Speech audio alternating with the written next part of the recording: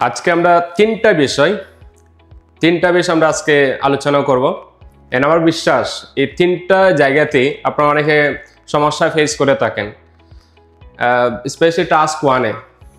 যেমন টাস্ক 1-এ অনেকে অনেক ধরনের সেন্টেন্স লিখেন, অ্যাক্টিভ পাশাপাশি হচ্ছে পাসিভ। যেমন আপনার বারগ্রাফ, পাই চার্ট, টেবল, এই যে অনেকগুলো গ্রাফ আছে। এই গ্রাফগুলোতে অনেক সময় দেখা যায় আপনারা একটা সেন্টেন্স লিখেন, the number of cars or people was increased.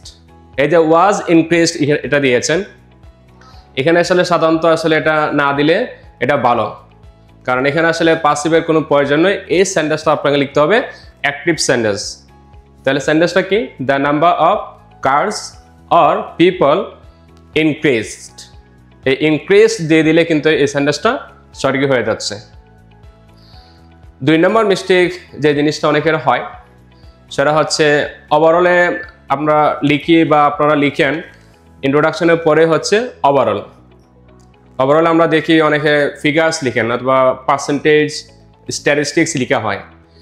এই জিনিসগুলো আসলে ওভারঅলে না লিখলে এটা ভালো, কারণ এখানে সাধারণত আপনি জাস্ট কম্পেয়ার করবেন হায়েস্ট অথবা লোয়েস্ট, আর না হলে আপনি লিখবেন ইনক্রিজ, ডিক্রিজ। এটা ডিপেন্ড করে আসলে গ্রাফের উপরে, কোন ধরনের গ্রাফ আপনি লিখছেন এটার উপরে বেসিকলি ডিপেন্ড করে আপনাকে এটা লিখতে হবে।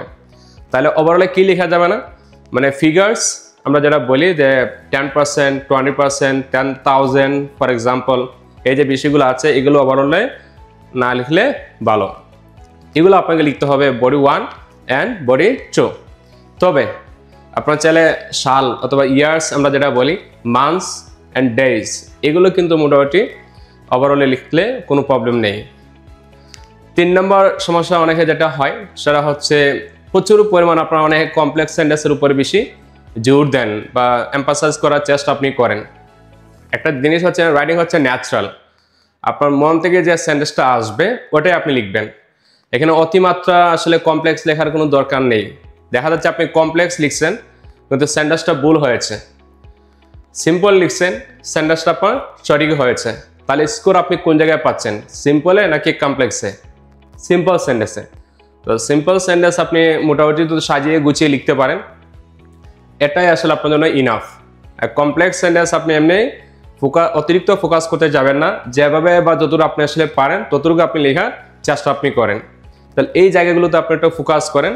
অ্যান্ড আমার বিশ্বাস আপনার রাইটিংয়ে এই যে 3টা বিষয় আমরা আলোচনা করলাম, আজকে থেকে আপনারা এটা একটু অ্যাভয়েড করার চেষ্টা করেন।